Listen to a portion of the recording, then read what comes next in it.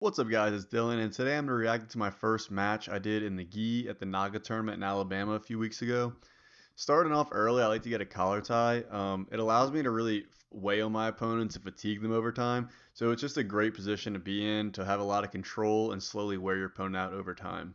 Now, this is the blue belt division, and you'll notice my opponent's wearing a green belt, and that's either because he's a judoka, and in judo, green belt is one of the ranks, or he's a kid that hasn't gotten old enough to become a blue belt yet. So, not entirely sure, but he is standing up, so maybe he's judo. He's a tall 15-year-old if he is a kid, but you can see there he shoots in on me. I'm going to put heavy pressure on the hips so he can't finish the takedown, sprawling out on him. Heavy on the hips, and I even grab that ankle there just to put even a little extra weight through. He does this weird little dunk, which you'll see him do a few more times in the match.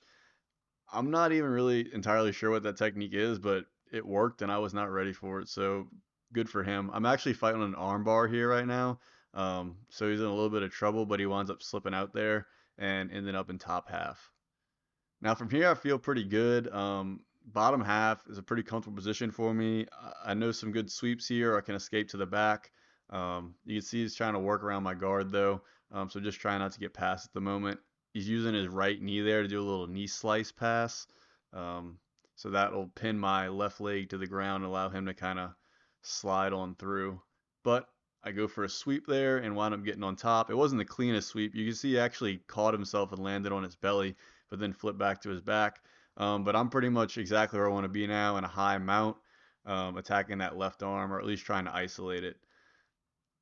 He does a good job of doing a powerful explosive bridge there and got out.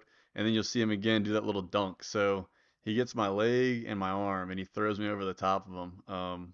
And that works. So we're back in the top half, or I'm in bottom half. He's in top half.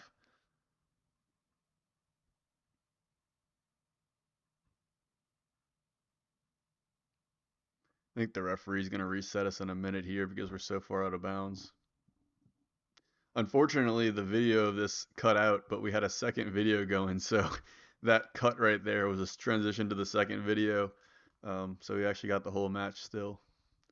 So we're back to hand fighting here, trying to keep good head position here. You see, pushing my head into the side of his head. You want to have your head pointing straight. So see, he's winning right there, and I'm trying to fight back for it. So I got a pretty good overhook on his left tricep there, and it looks like maybe a front headlock with the right arm. I can't quite tell. It's been a while since I've done this match, so I really am reacting to it now. Sprawled out on him there. I tried to reach for the ankle there, but he did a good job of shoving me forward. And again, he does that same little dunk. So I'm trying to get to his back, and I guess I'm just not pulling out my leg all the way or my arm. That's definitely something I'm going to watch this match again a few more times to figure out exactly what he's getting me with. But it was working for him during this match. But it kept ending him up in this position where he was in top half, which is not terrible for me, so it could be a lot worse.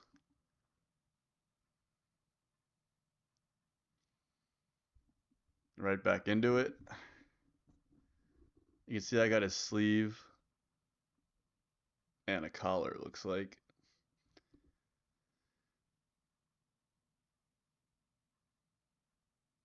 Now our hips are really far away here, so it's going to be really hard to initiate any kind of traditional judo takedown.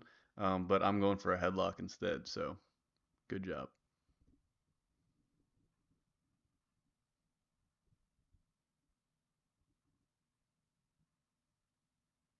He's trying to get that same throw on me again, but I'm like, not this time. So again, I'm just heavy pressure on his shoulders with my hips and then grabbing his ankle just for even an additional attachment point. Makes it really hard for him to finish the takedown there.